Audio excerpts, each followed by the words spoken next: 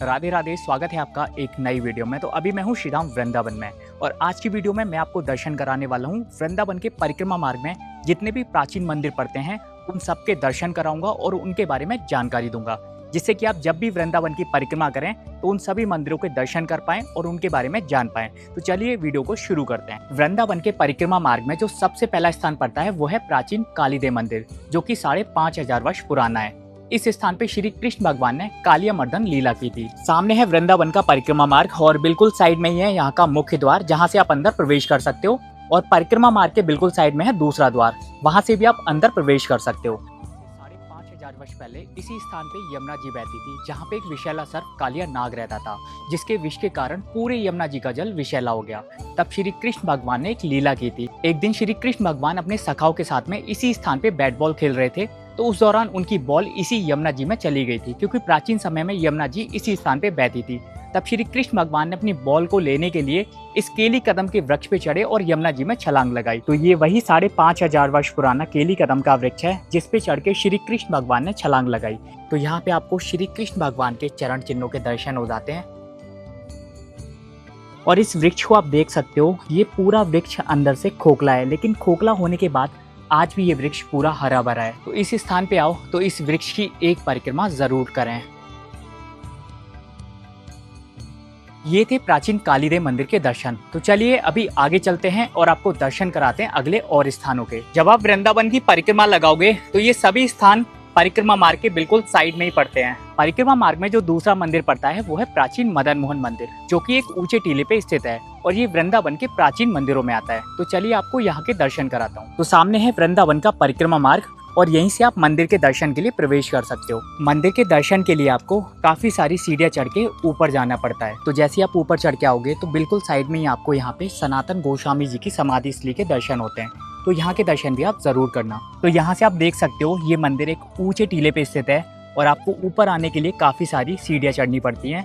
उसके बाद में आप आओगे श्री मदन मोहन मंदिर पे। ये मदन मोहन जी का मंदिर एक ऊंचे टीले पे स्थित है, जिसको द्वादश आदित्य टीला बोला जाता है। तो यह है प्राचीन मदन मोहन जी का मंदिर। लेकिन आज के समय आपको यहाँ पे मदन मोहन जी के प्रतिरूप के दर्शन होते हैं, क्योंकि औरंगजेब के शासन के समय उसने इस मंदिर को तोड़ने का प्रयास किया था। उस समय यहाँ पे मदन मोहन जी के मूल विग्रह हुआ करते थे, लेकिन आक्रमण करने से पहले उनके मूल विग्रह को यहाँ से राजस्थान के करौली जिले में स्थानांतरित कर दिया गया।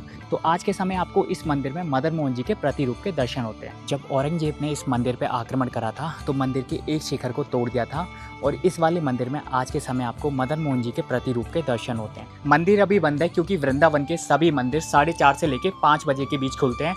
तो आप लोग मानसिक रूप से मदन मोहन मंदिर के दर्शन कर सकते हो।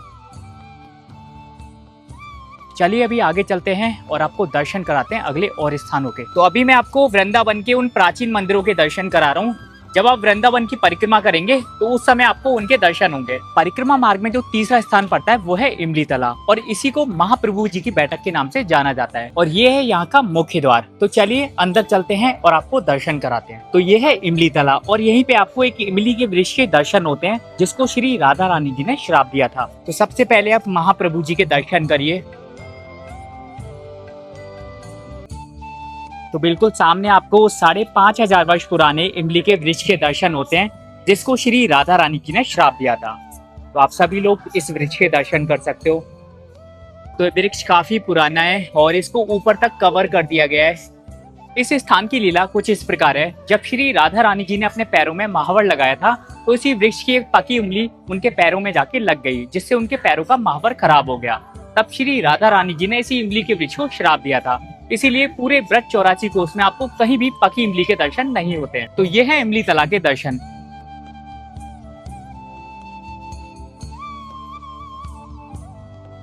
परिक्रमा मार्ग में जो अगला स्थान पड़ता है वो है श्रृंगार घाट। सामने है परिक्रमा मार्ग और थोड़ा सा अंदर आने के बाद में आप आ जाओगे श्री राधा रानी जी के श्रृंगार स्थली पे। तो श्रृंगार घाट पे आपको बिल्कुल सामने यहाँ एक छोटे से मंदिर के दर्शन होते हैं। तो यहाँ के दर्शन भी आप जरूर करना।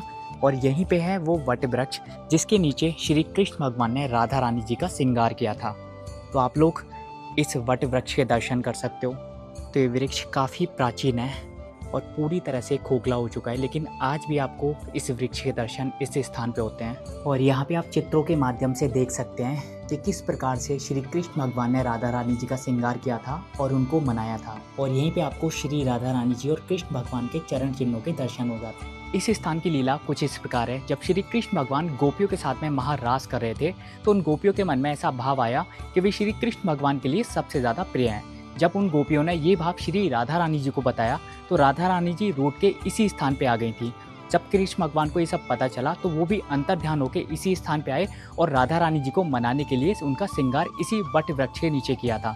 इसीलिए इस स्थान को श्रृंगार घाट के नाम से जाना जाता है। तो ये थे श्रृंगार घाट के दर्शन। चलिए आगे चलते हैं और आपको दर्शन कराते हैं अगले और स्थानों के।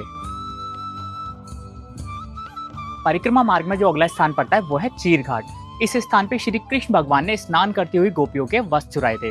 आइए आपको इस स्थान के दर्शन कराता हूँ। तो परिक्रमा मार्ग के बिल्कुल साइड में ही चीर घाट पड़ता है, जहाँ पे श्री कृष्ण भगवान गोपियों के वस्त्र लेके इसी कदम के वृक्ष पे जाके बैठ गए थे। प्राचीन समय में यमुना जी इसी स्थान पे बहती थी, तो इसी स्थान पे श्री कृष्ण भगवान ने चीर हरण लीला की थी और भक्त यहाँ पे मान्यता के रूप में आज भी वस्त्रों का दान करके जाते हैं। एक दिन गोपियां निर्वस्त्र होकर यमुना जी के जल में स्नान कर रही थी। तब श्री कृष्ण भगवान ने उनको सबक सिखाने के लिए उनके वस्त्र चुराए और वस्त्र चुराने के बाद पे इसी कदम के वृक्ष पे जाके बैठ गए। जब गोपियों ने उनसे क्षमा मांगी तो श्री कृष्ण भगवान ने उनके वस्त्र लौटाए और इस लीला से उन्होंने सभी को संदेश दिया कि यमुना जी के जल में निर्वस्त्र स्नान करना पाप होता है। तो ये थे चीर घाट के दर्शन। तो चलिए आगे चलते हैं और आपको दर्शन कराते हैं अगले और स्थानों के। परिक्रमा मार्ग में जो अगला स्थान पड़ता है वो है केसी घाट। तो सामने वाला मार्ग देख रहे हो, ये वृंदावन की परिक्रमा मार्ग में ही आता है और यहाँ से जब आगे आप आओगे तो आप केसी घाट पे आ जाओगे। केसी घाट से आपको यमुना महारानी जी के दर्शन हो जाते हैं और ये एक ऐसा स्थान है जहाँ आप कभी भी आ सकते हो और यहाँ बैठ के केसी घाट पे यमुना जी के नज़ारे का आनंद ले सकते हो। केसी घाट की लीला भी श्री कृष्ण भगवान से जुड़ी हुई है। कंस जो कि कृष्ण भगवान के मामा थे, वो कृष्ण भगवान को मारने के लिए अलग अलग योजनाएं बनाते थे।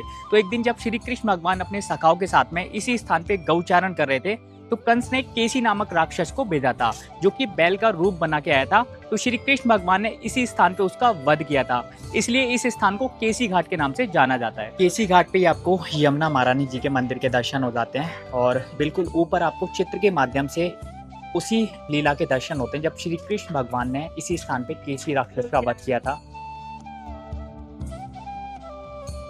तो वृंदावन में ही आपको श्री जगन्नाथ जी के मंदिर के दर्शन होते हैं और यहाँ पे उन्हीं विग्रह के दर्शन होते हैं जो पुरी में होते हैं। तो चलिए आपको यहाँ के दर्शन कराता हूँ।